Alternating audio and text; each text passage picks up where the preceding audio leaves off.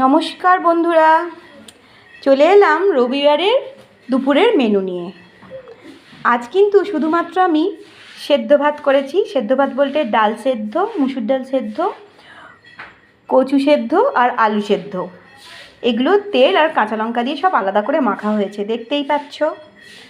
আমের চাটনি আর হচ্ছে ইলিশ মাছ ভাপা, তার সাথে আছে গরম ভাত।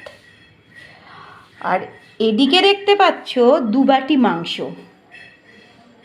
আর ডাল। একটা বাটি দিয়েছে দিদিভাই আমার মেয়েকে, আর একটা বাটি দিয়েছে পাশের বাড়ির এক দিদিভাই আমার ছেলেকে। যেহেতু আজকে মটন, আমাদের চিকেন হয়নি, তার জন্য ওরা মাংস পেয়েছে। ইলিশ মাছও খাবে, সবই খাবে। আর ডালটা ওই পাশের বাড়ির দিদিভাই দিয়েছে। এই হচ্ছে আমার আজকে দুপুরের মেনু।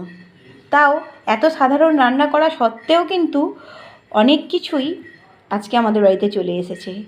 ও আর একটা জিনিস বলতে ভুলে গেছি, তার সাথে কিন্তু আমের চাটনিও করেছি। তাহলে আমি বলে দিই আজকে কী কী দিয়ে ভাত খাওয়া হবে। আমের চাটনি, ইলিশ মাছ ভাপা, আলু সেদ্ধ মাখা, কচু সেদ্ধ মাখা, ডাল সেদ্ধ মাখা, মুসুর ডাল সেদ্ধ, তার সাথে চিকেন, আবারও ডাল। এই হলো আজকের আমার আজকের রান্নাবান্না। আসছি পরের ভিডিও।